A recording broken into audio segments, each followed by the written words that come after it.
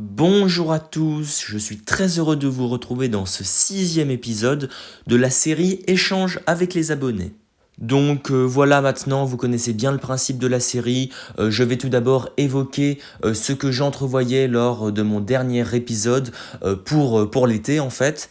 Et ensuite on va parler de la tendance pour la suite, c'est-à-dire notamment pour les mois d'août, septembre et octobre. Voilà, lors de mon dernier épisode d'échange avec les abonnés que j'avais sorti fin avril, début mai il me semble, eh bien j'entrevoyais pour le début de l'été, donc pour le mois de juin, eh bien un mois très chaud et très sec. Ça s'est en partie confirmé vu que ce mois de juin 2021 aura été très chaud avec un excédent de plus 2 degrés. C'est vraiment ce que j'entrevoyais pour ce mois de juin 2021 lors de mon dernier épisode d'échange avec les abonnés, donc un mois de juin avec un excédent autour de plus 2 degrés. C'est vraiment ce que j'avais dit lors de mon dernier épisode.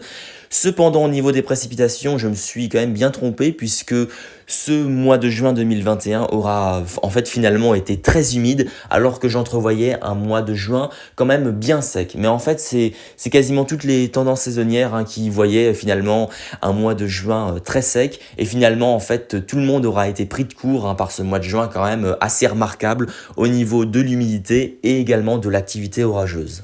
Alors, pour le mois de juillet, lors de mon précédent épisode, là, je m'attendais également à un mois de juillet assez chaud, même si je m'attendais quand même à un mois de juillet moins chaud que le mois de juin, avec un excédent de l'ordre de plus 1, voire plus 1,5 degré, donc un mois de juillet quand même assez chaud avec un excédent de cet ordre-là, et avec des précipitations finalement assez proches des normales, voire légèrement déficitaires. Je m'attendais en fait à un mois de juillet de cet ordre-là.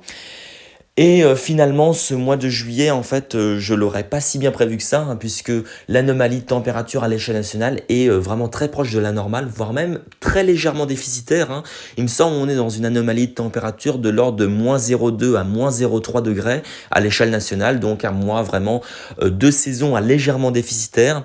Et au niveau des précipitations, je m'attendais à un mois de juillet assez proche des normales, et finalement, il aura été quand même plutôt humide, voire même assez humide à l'échelle nationale. Je n'ai pas exactement l'anomalie de précipitation en tête, mais il me semble qu'on est dans une anomalie de précipitation quand même assez importante à l'échelle nationale, avec néanmoins beaucoup de disparités entre notamment le nord-est et le sud-est de la France.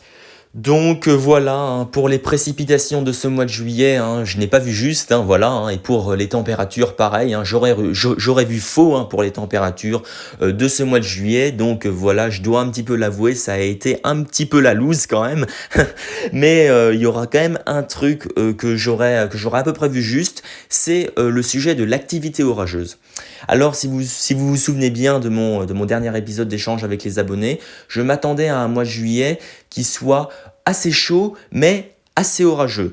Et là finalement en ce mois de juillet 2021, en ce mois de juillet 2021, on a eu un mois qui a été assez orageux à l'échelle nationale. Il me semble l'indice de sévérité orageuse est quand même au-dessus de la normale, et l'activité orageuse aura été quand même assez sympathique. Après évidemment, ce mois de juillet 2021 n'est quand même pas aussi orageux que le mois de juin dernier qui aura été quand même remarquable, mais on a quand même eu une activité orageuse plutôt au-dessus de la normale à l'échelle nationale en France, avec un indice de sévérité orageuse quand même pas si mal. Alors maintenant, quel est mon avis, quelle est ma tendance pour la suite ?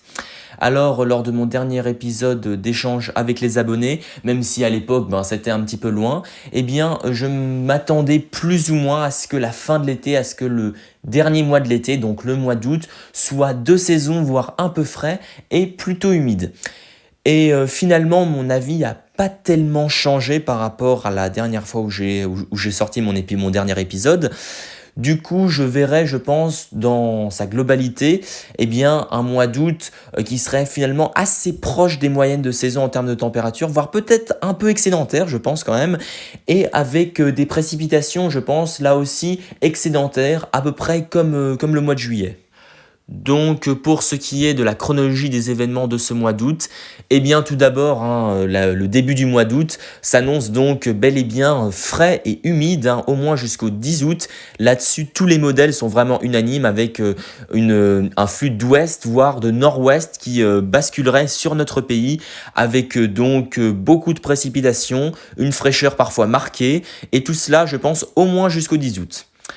Ensuite, pour la seconde décade du mois d'août, je pense que là, la chaleur pourrait bien revenir, je pense, avec possiblement un risque de vague de chaleur aux alentours de la mi-août, selon moi. Voilà, donc à voir combien de temps cette vague de chaleur va durer et à voir son intensité, évidemment. Pour l'instant, c'est les tendances qui sont entrevues par la plupart des modèles pour la mi-août, mais évidemment ça peut changer d'ici là. Mais là je pense qu'on pourrait bien avoir une vague de chaleur aux alentours de la mi-août pour quelques jours avec donc un temps beaucoup plus sec. Mais ensuite je pense personnellement que le reste du mois d'août, la fin du mois d'août, donc la dernière quinzaine du mois d'août sera donc ensuite beaucoup plus agitée, fréquemment orageuse avec des températures très fluctuantes et donc une fin de mois qui serait assez proche des normales de saison entre des températures par moments un peu élevées, des températures par moments un peu fraîches, au gré des perturbations et des orages.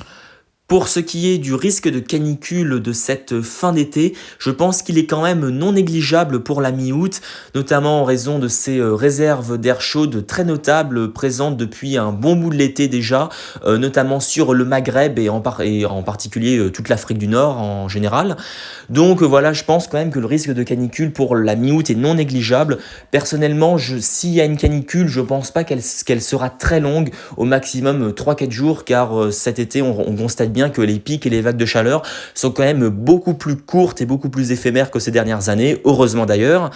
Et donc voilà, je pense que s'il y a une canicule, je pense qu'elle serait assez courte, de l'ordre de 3 à 4 jours, avant l'arrivée assez rapide des pluies et des orages. Mais voilà, pour la mi-août, je pense qu'on pourrait bien avoir un pic, voire une vague de chaleur importante. De là à dire qu'il y aura une canicule, à voir, mais je pense que le risque est présent.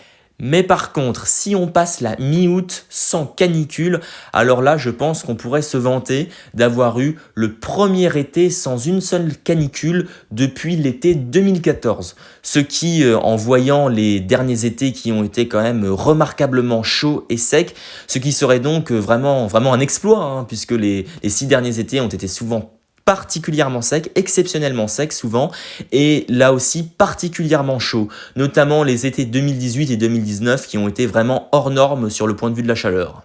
Mais dans tous les cas, je pense quand même que la seconde décade du mois verra un retour assez sensible de la chaleur, probablement un pic ou une vague de chaleur, mais pour ce qui est de la canicule, ça reste à voir.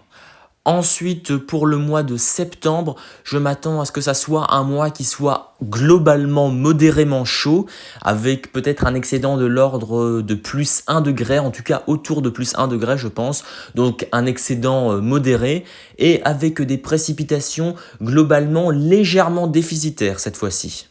Donc voilà, je verrai dans la synoptique de ce mois de septembre le plus souvent un dégradé nord-sud, souvent de saison, mais un peu sec, et par moments quelques pics de chaleur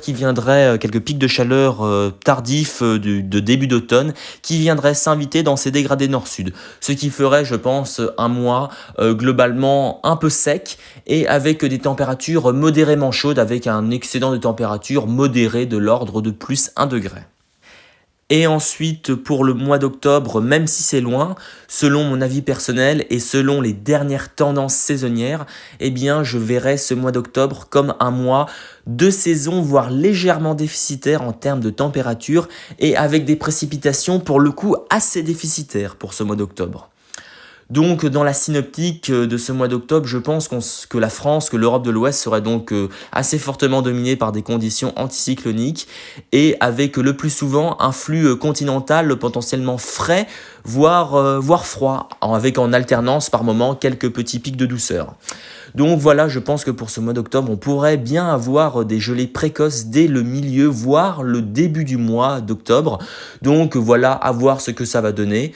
Encore une fois, je le répète, je ne suis pas devin, ceci n'engage que moi, voilà, je sais très bien que le mois d'octobre, c'est très loin, mais voilà, c'est mon avis personnel. Et puis, au vu des tendances saisonnières, il semblerait que cela soit plus ou moins cette tendance qui se dégage pour ce mois d'octobre. Donc voilà, en résumé, je verrai tout d'abord le mois d'août avec des températures de saison à légèrement excédentaires et avec des précipitations légèrement à modérément excédentaires. Pour le mois de septembre, je le verrai modérément chaud avec un excédent autour de plus 1 degré et avec des précipitations qui seraient quand même plutôt déficitaires, faiblement à modérément déficitaires. Et enfin, pour le mois d'octobre, même si c'est loin, je pense que ça sera un mois qui serait de saison, voire légèrement déficitaire en température, donc un mois d'octobre un peu frais, et avec des précipitations qui seraient pour le coup très déficitaires pour ce mois d'octobre selon moi.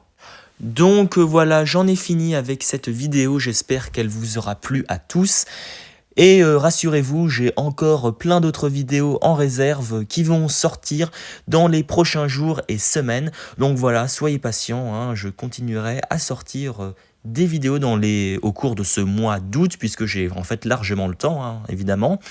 Du coup, voilà, merci beaucoup à vous tous d'avoir regardé cette vidéo et à bientôt.